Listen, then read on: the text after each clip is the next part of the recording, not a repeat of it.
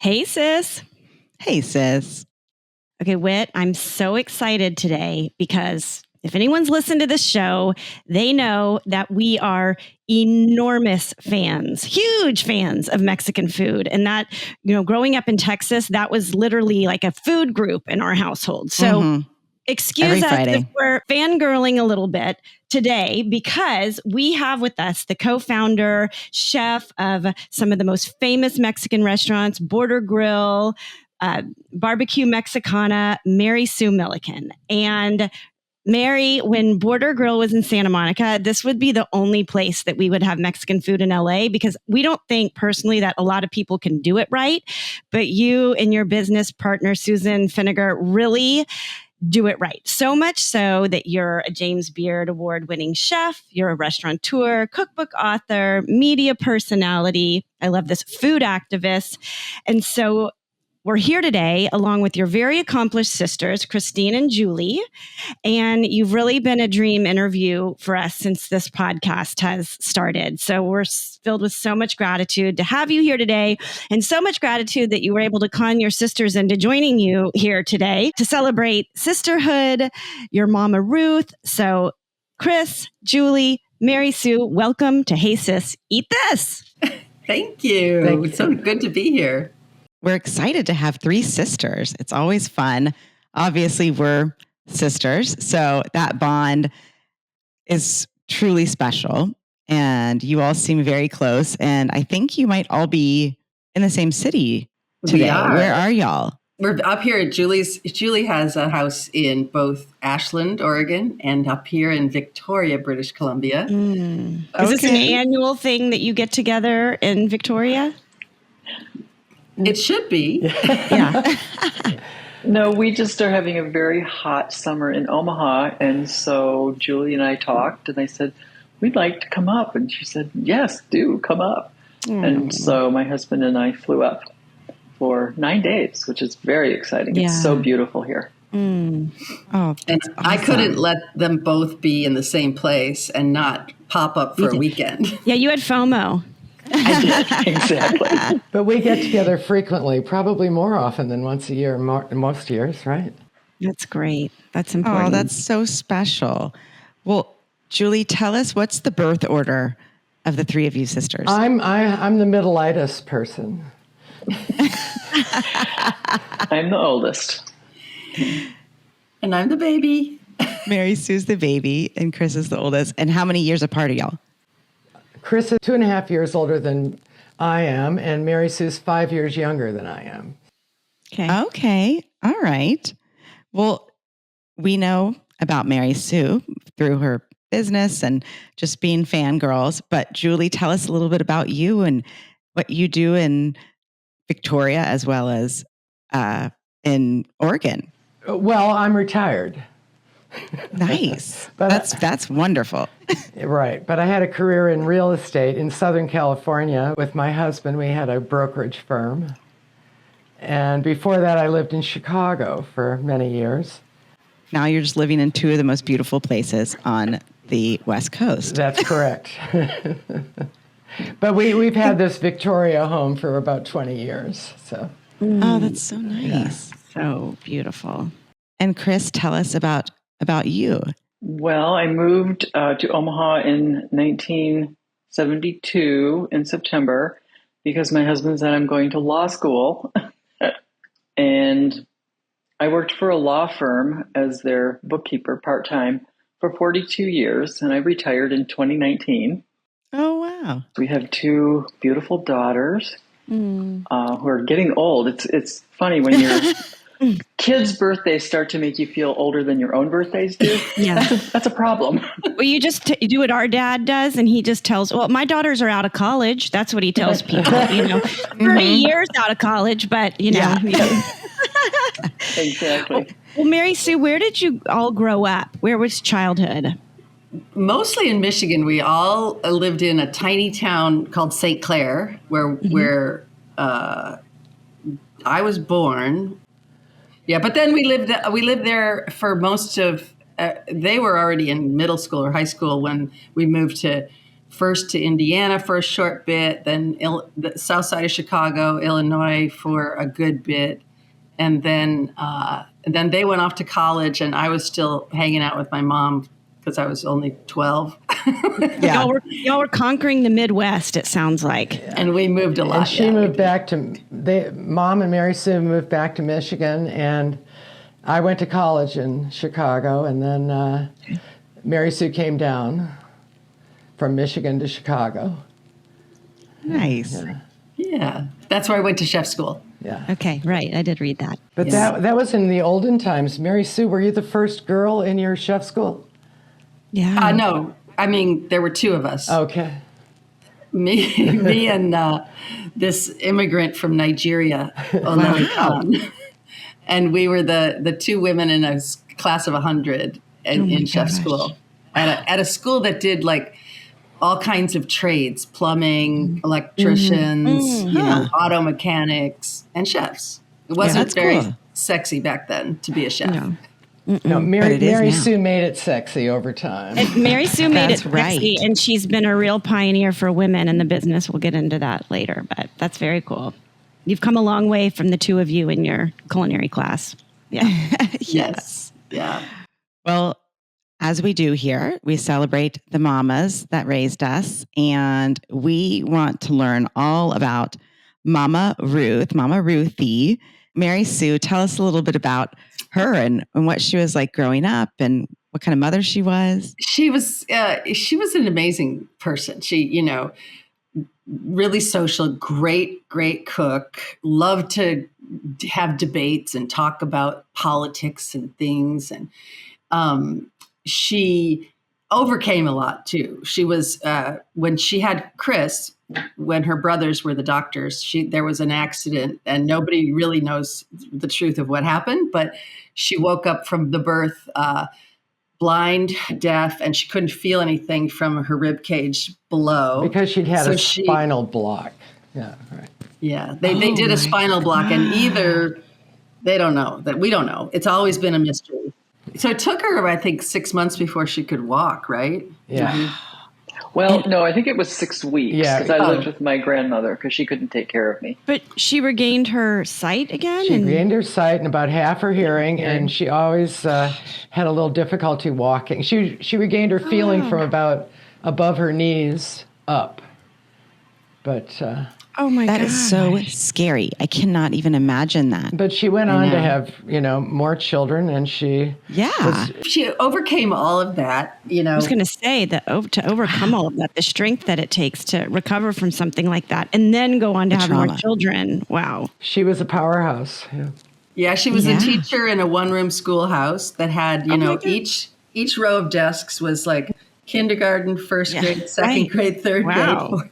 So I remember going there with her, the little pink schoolhouse, right? Yeah, Pink School it was called because they painted it pink. My mom also substitute taught. So when Chris and I were in school in St. Clair, Michigan, we always had to behave ourselves because our father was the principal and then later the superintendent, assistant superintendent, and our mother was always in one school or another teaching. So we had to walk on pins and needles always. We were very good girls. We were very up. good girls. Yeah.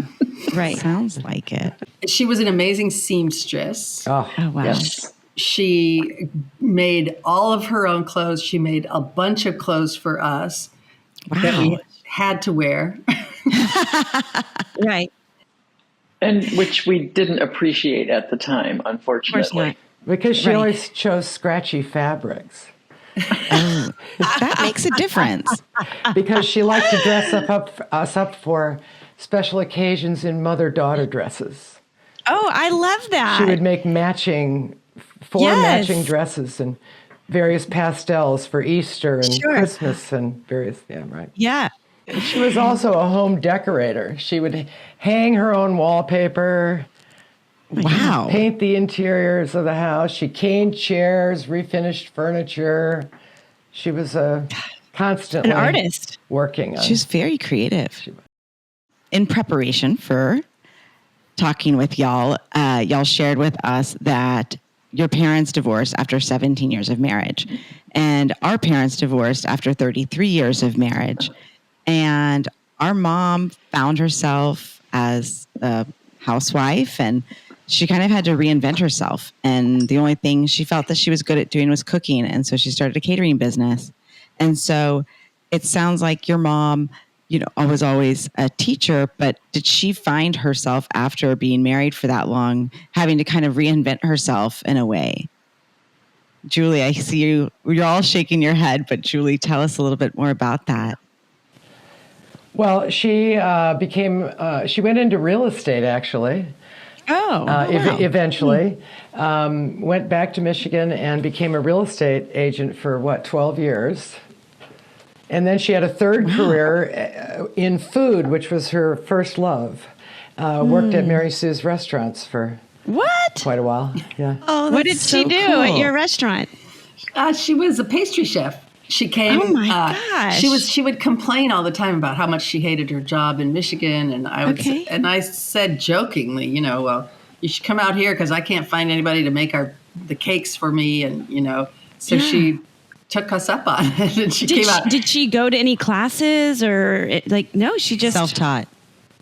Well, I taught her actually. Yeah. I called her Ruth in the kitchen because I didn't want to call her mom. Right. Yeah. And did she say yes, chef, to you or no? Not at all. No. In fact, we had lots of little arguments that were really, some of them very funny because I was a purist. I wouldn't allow a microwave in the to reheat pastries because it doesn't work anyway. But mom was she was part of that group of women who during the 50s, Post-war. 60s, they were so excited about freezers and canned food.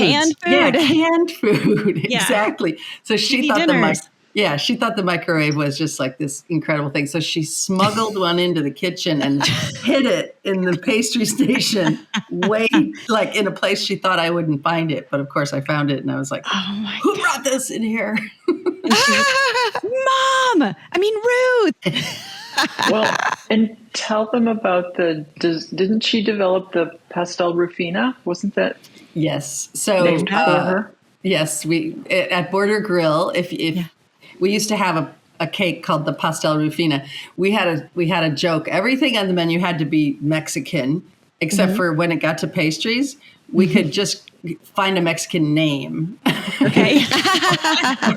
So rufina in Spanish is Ruth. Okay. And so it was just called Ruth's cake. And what was in it? Yeah. It was a bunch of cream puffs filled with pastry cream and dipped in caramel. And then they all sat on the edge of a round of puff pastry that was baked. And then we filled it with the pastel rufina. I think we filled with the chocolate chip cheesecake, and then a bunch of whipped cream. And it was all based on this Gâteau Saint Honoré that we used to serve at the restaurant prior, City Restaurant, which was not Mexican. So then we just kind of morphed that into gave it a Mexican name, and gave it a Mexican name.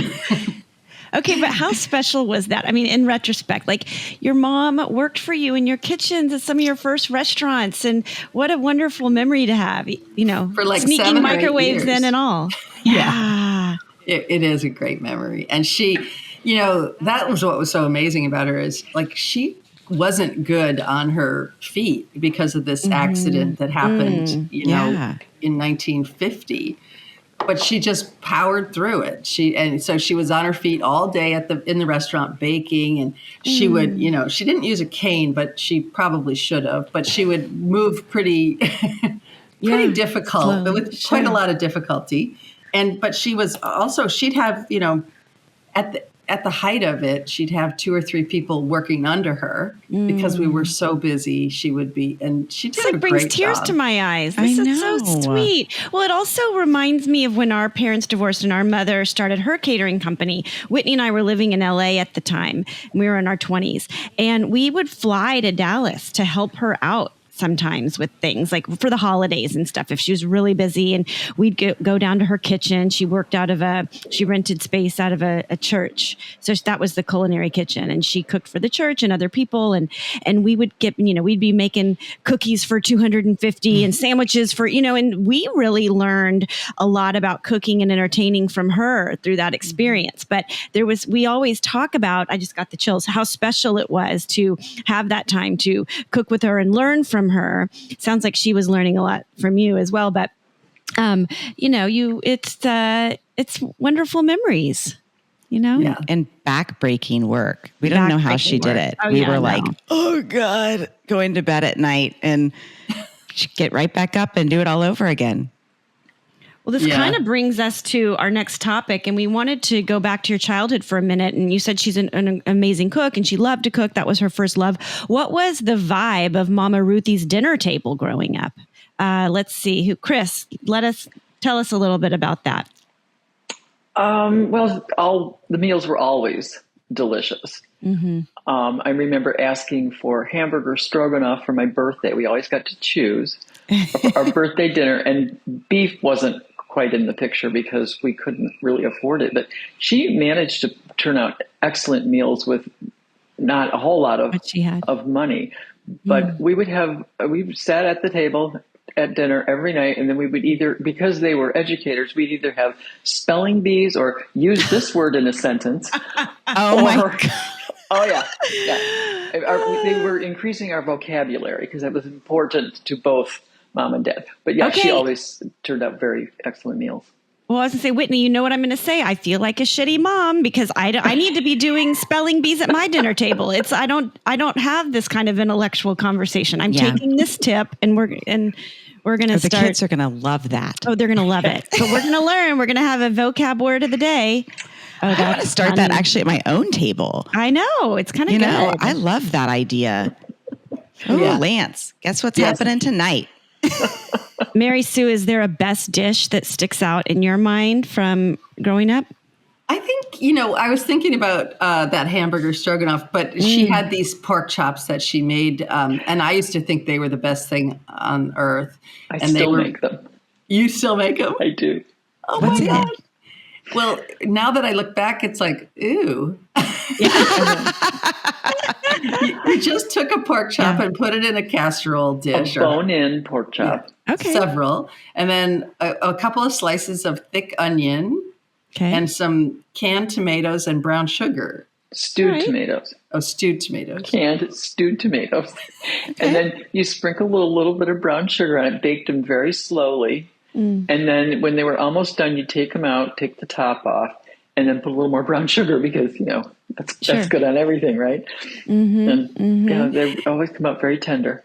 But when the smelt were running in the lake, the Great Lakes, Dad would go smelting. And so then she'd bring the deep fat fryer to the dinner table and fry the smelt fresh right there, and then boom, onto your plate. Oh, that was always kind of exciting. And I think it was May.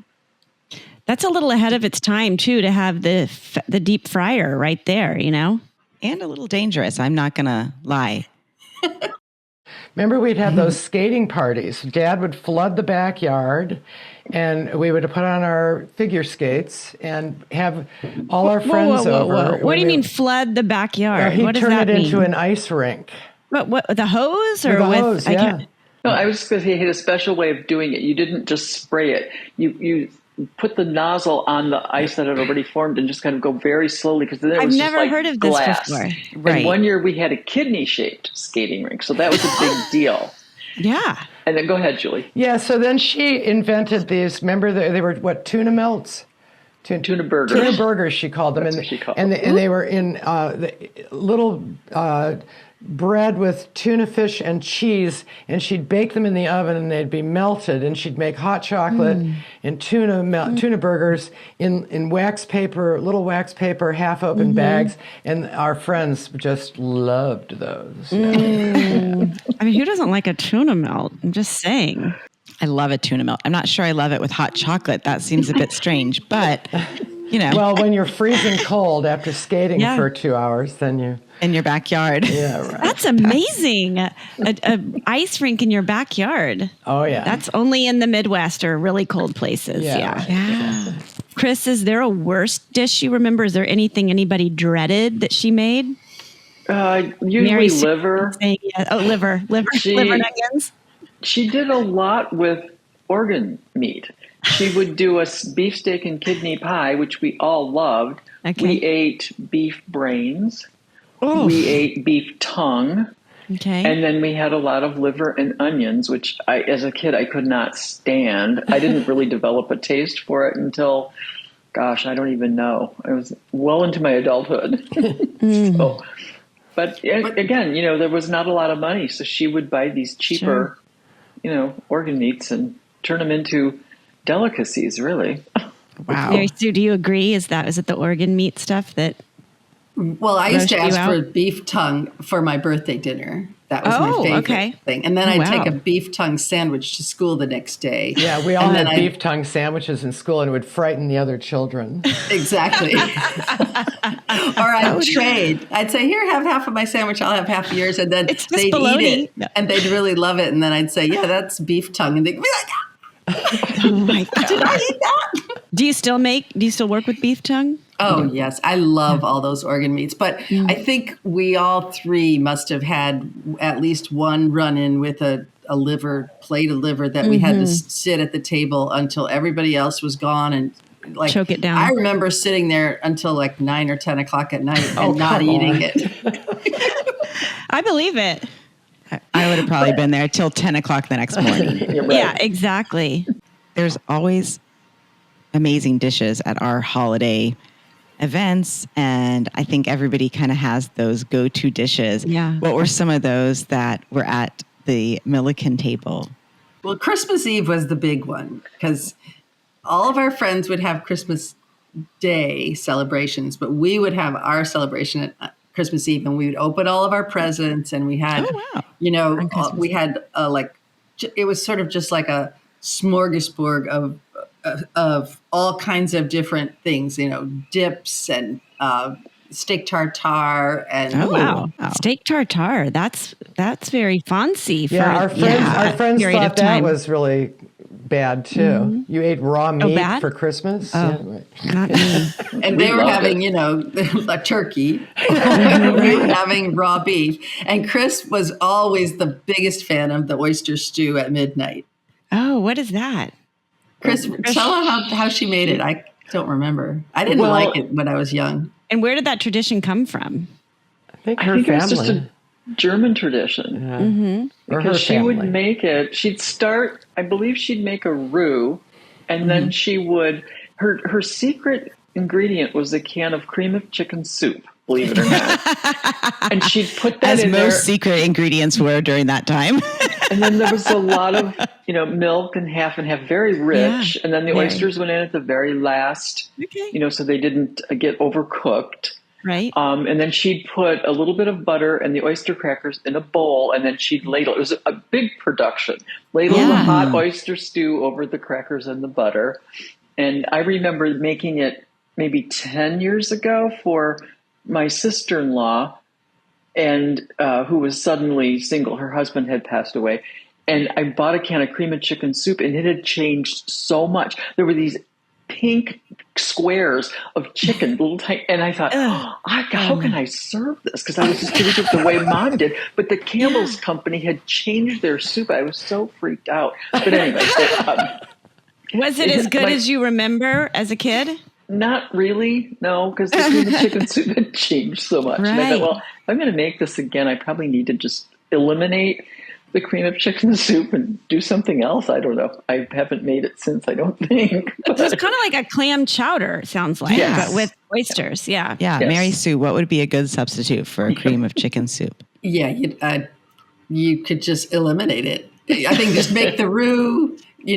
Also, I think it would be good with a little celery and potato or something. Yeah.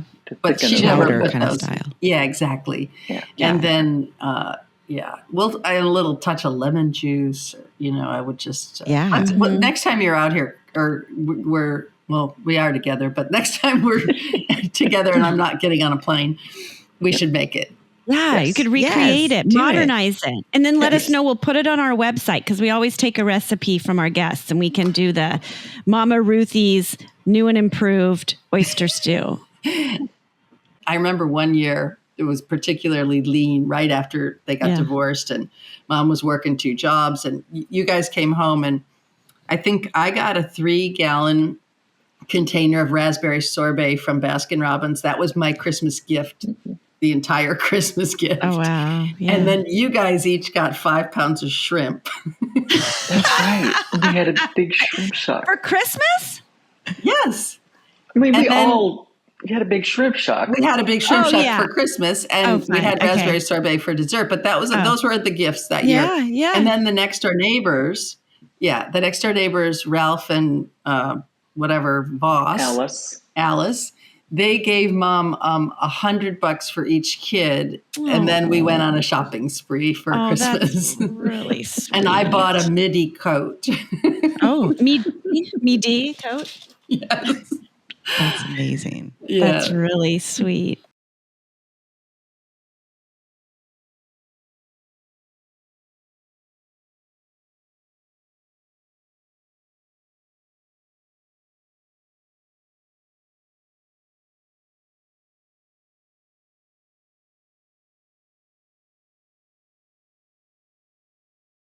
Mary Sue, you're known for Mexican. You've got Border Grill and Barbecue Mexicana, and your cookbooks are Mesa Mexicana, the best of casual Mexican cooking. I mean, the list goes on. Your show, Cooking with 2 Hot Tamales, which is so cute.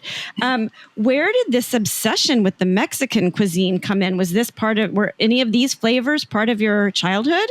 No. No. Yeah, no, we had those, really horrible kind of taco shells that you bought wrapped up, and the ground beef that had the spice the stuff packet, in it. the spice and packet, yeah. Tons of, yellow cheese and sour cream, and it's just like nothing like a real taco. So when Susan and I opened our first tiny little city cafe, we for a treat for the whole team, we would drive east on Melrose to get these little carnitas tacos. Yeah. They were soft tacos. The carnitas were crispy. We had like a tomatillo salsa. Yeah. We fell in love with that, and we would bring back a whole bunch of them for our workers. And then when we opened the restaurant like 10 blocks away, we opened a big city restaurant in 1985. We didn't know what to do with the little one, so we decided, okay, we're going to turn that into a Mexican little taco stand. Okay. And Susan and I took a trip down to Mexico and drove around in a little VW Bug and Cute.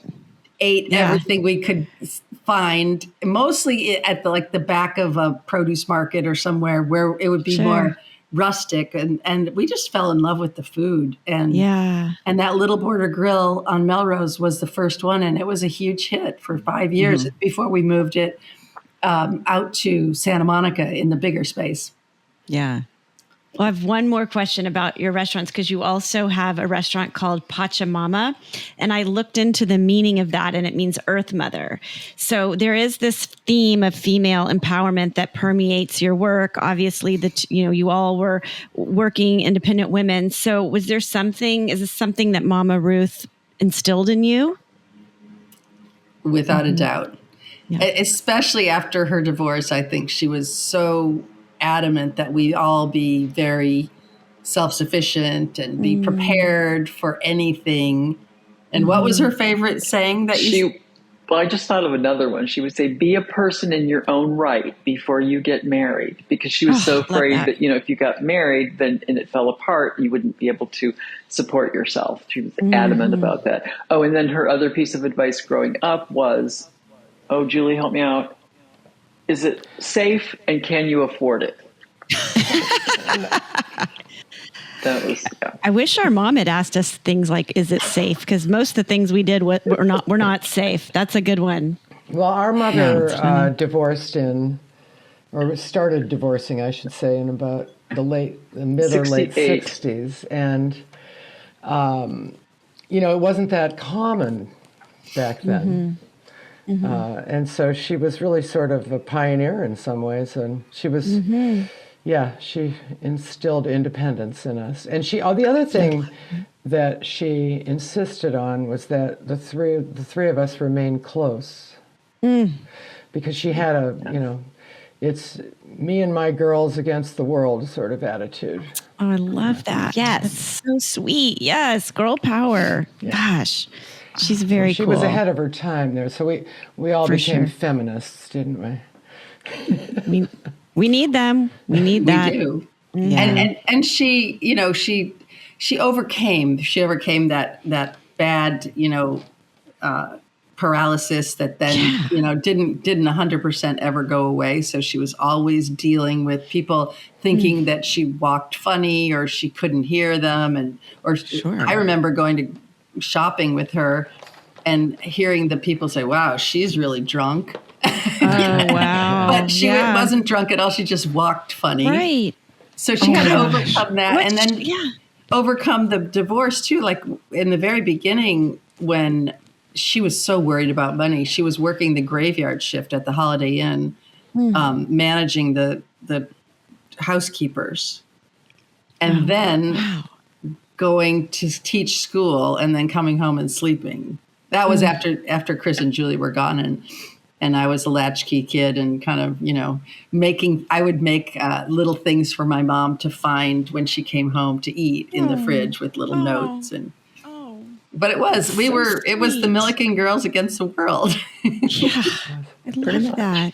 Still is. I think we there have our title for this episode. I think so too. That's so sweet. What would you make her? What would you leave her in the refrigerator? Yeah. I think just little like sandwiches and salads and, whatever. I don't know. She definitely inspired you. I like to cook from the time I was really young. Oh, yeah. You had an easy bake oven when you were 5. Yeah. And Julie, tell them about how I decided to become a chef. Oh, yeah. Well, my mom sort of called. You only wanted to cook. And you worked at Bell's Pizza and you worked at, what was the other place? Dawn Donuts. Dawn Donuts. And I had just graduated from university there in Chicago. And Mom called and said, Mary Sue's graduating high school and she hates school and all she wants to do is cook. And I said, well, I have a friend who's partnering with a chef and they're opening a bakery called Let Them Eat Cake in Chicago. And I bet I can get her a job there. So she came down to Chicago and then that was the end of that story. She became their head pastry chef immediately, practically. Yeah. Wow. Sister power, Yeah. For sure. Yeah. And then Gregory was sort of your mentor. He got you into chef school and he got you into Le Perroquet. Remember? She wanted to work at this restaurant that was so exclusive. You had to be a member to eat there, right? Was it a membership kind of? And the proprietor, tell him what Jovan said, Mary Sue. Yeah, I went for my job interview after 2 years of chef school and working in like a very high-end French restaurants during chef school. Mm-hmm. And he said, I can't hire you to work in the kitchen because, you're much too pretty and you'll cause chaos in there. And it'll be, the guys can't handle working alongside someone like you. But you could be my coat check girl. Oh, God. So I thought he said hat check. He already had a coat check girl. So Gregory had to go down and talk to him. Well, not exactly. Well, anyway, you made your way into the salad station, right? You said check yourself, and you went and made salads. Yeah, I did. I bugged him for the longest time until I was able to, he finally said, okay, fine. Yeah. I will, you can come in $3.25 an hour and you can start peeling shallots and, working in the back of the kitchen. And then Susan came in a couple months later and he hired her on the spot. I think he was like, oh, this is great. she works circles around the boys and she costs half as much. I'll take another. Well, I see why you work so hard now for women in the restaurant world. So, yeah. Yeah. It's amazing. Absolutely. We should be further along. We really should. We really should be. Women, when I went to school, there were so few of us. Now there's 55% of graduates from every chef school in the country are women. Yet less than 15 or 18% have jobs of power, have like executive chef jobs. So there's a big disconnect there for women, and that's what I've been really spending my time these last. I'm trying kind of in semi-retirement, but I'm slowly working. Right, you're continuing the fight. Yes, Chris is shaking her head that you are not semi-retired. No, she's the Doesn't Energizer Bunny. I don't know that I know anyone who has as much energy as Mary Sue does. I keep thinking, when is she going to slow down? Oh, but it's great. It's great. Aww.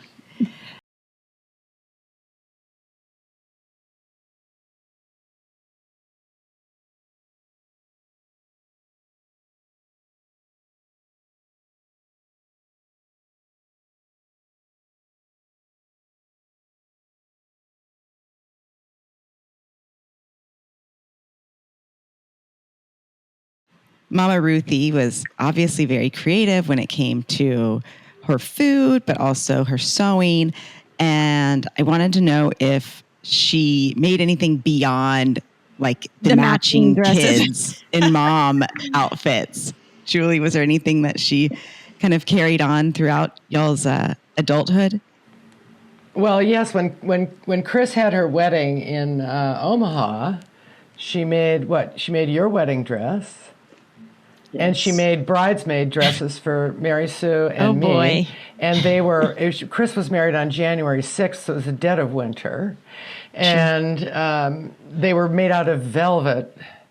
And the wedding dress or the bridesmaid dress? The bridesmaid dresses. Okay. And they were they were sort of just nun-like sheaths with long bell sleeves, and then she made these flying nun kind of velvet hats to go with it. I mean, what? They were quite ridiculous. We looked like we were shrouded, and I mean, they were the most modest dresses you could imagine. I think she made it up. Were they black as well? No, they were burgundy, and mine was burgundy.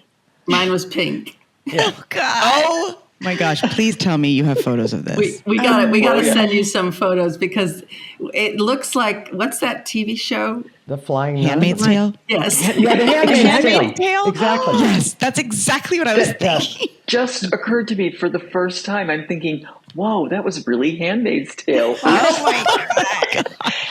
Why the hats, I wonder? I think I sanctioned the whole thing. I mean, my dress was gorgeous, but why I picked burgundy and pink is anybody's guess. I mean, I didn't know what I was doing. Anyway, it was very nice. And then she and my aunt did all of the food themselves. Wait, wow. I think I was involved. And then the punch. Oh my God! was it doctored punch? Wine punch. Yeah. Actually, that's probably the precursor to what she later drank. The enhancement, exactly. Yeah. I think it was Thunderbird wine, and then I think it was really cheap vodka. And she made these fruit ice rings in a Jello mold. Oh wow! And that sat in the punch bowl, and everybody got completely schnockered, blitzed. Yes, it was only vodka and wine. Yeah. And there wasn't anything else. Some pineapple juice in there. I can't even remember. It's like later in life, when she was quite elderly, she continued to have an enhancement every evening, which was vodka and a splash of white wine.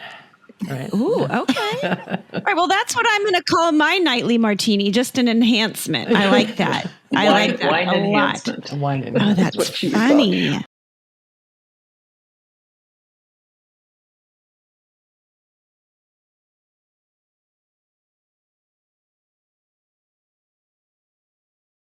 Well, during those teenage years, I know, Mary Sue's a little younger, but maybe Chris and Julie, was there any time that we like to call this segment teenage idiots? Because we all are at some point, was there anything the two of you did that you really got in trouble or pissed her off big time when you were in those teenage idiot years?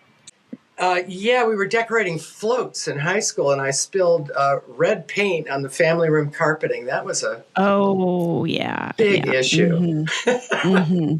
Yeah. And it was brand new carpet. And it was brand new carpet, yeah. I never lived that one down. We had dear friends of the family, the Gregories. They had moved to Indianapolis, and my mother would go down and visit frequently. And so I would have, girls' beer parties when she was gone for the weekend. And should I tell that story? Yes, absolutely.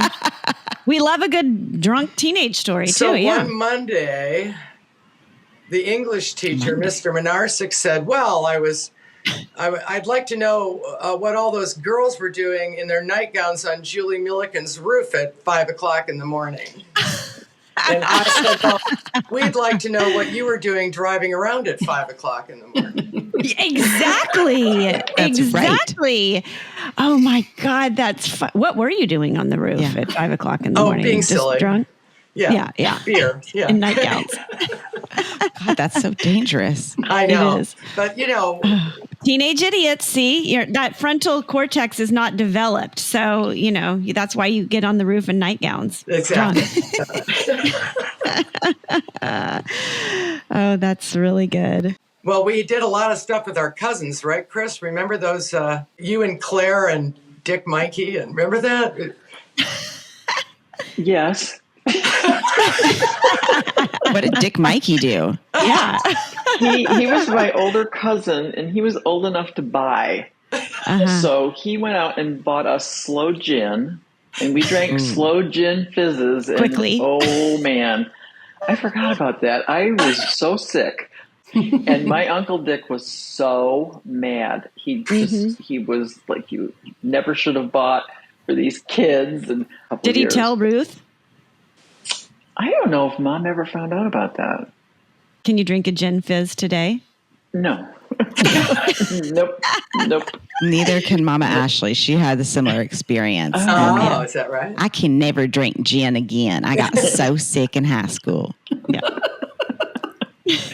But we had a lot of time with our cousins. Our cousins are still to this day some of our best friends. Oh, that's so cool. I love that. That's so sweet. But my mother was so into extended family. And when she passed away, we had a big memorial for her in northern Michigan.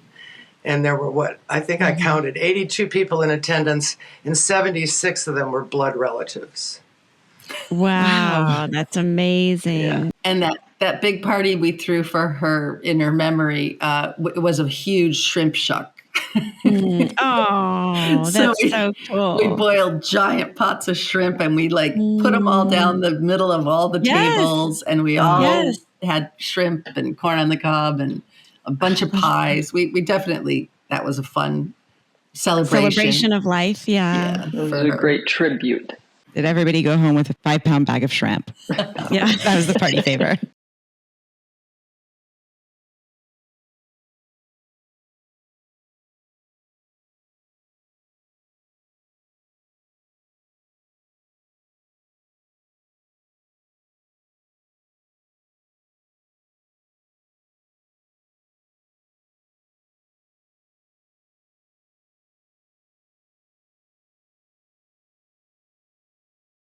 Well, we have heard so many incredible stories about, from your childhood and how incredible Momma Ruth is. And we so much appreciate it. So we want to wrap up the show with a few rapid fire questions. Mary Sue, what is one trait you get from Momma Ruth? I think mostly the importance of family. I put a lot of importance on family. And extended family as well as immediate family, and making sure I carve out time to be with them. Chris, what about you? I think she taught me perseverance. I was very I wasn't really undisciplined, but She definitely taught me how important it was to begin a project and finish the project. So That's nice. Julie? Independence, I would say. Being that independence that we mentioned earlier, where she said, "Be a person in your own right and carve your own way." That's probably my most. She gave you all so much. Yeah. Mm-hmm. I don't really know about this next question, Courtney. What is that question? I thought it meant just excited. It doesn't have to, something that really excited her. So Courtney wrote this one. Excuse me. And one thing that really turned Momma Ruth on, Chris. What's one thing that really turned her on? Like, it doesn't have to be the way traditionally you think about it. I'm thinking, what really excited her? I think decorating her homes. She always had very beautiful homes, and she had an eye for it. Skipped my generation, but her homes were always, not overdone, just very tasteful, understated elegance, I guess is the way I would describe it. And you always felt very comfortable. Her homes were always beautiful, no matter where she lived. Because I remember when she moved back to Michigan after we had lived in Lansing, Illinois, and I thought, well, it's not going to be the same. I mean, we've lived here for so long. And then I remember walking in and I remember telling her, this is home. This is your home. And I mean, it was amazing to me that she could had her stamp on it. That. Yeah. You have to really love to do that too. To make your home beautiful, it has to be a passion. So yes, it must have really turned her on. Yes, it did. It did. Julie, I think it's probably not the shrimp, but I wanted to know maybe what's the best gift? It can be non-physical that Momma Ruth ever gave you. What's the best gift Momma Ruth ever gave you? She insisted that I marry my husband. That was the best thing. She was. Oh, wow! Yeah, I thought he was kind of. I thought my husband was kind of a dork when I met him, she kept bugging me about it. She said, "Are you still dating that guy with the white Mercedes? Because you're not that easy to live with, and he's in love with you, and you need to marry him." I was already in my mid-30s by then. That is so the biggest cute. gift, the greatest gift she ever gave me was insisting that I marry this man, and it was the greatest thing I ever did. So, Oh, I love that. That's cute. That's amazing. Mary Sue, I want to know what Momma Ruth's guilty pleasure was. Well, probably that wine enhancement every night. Enhancement?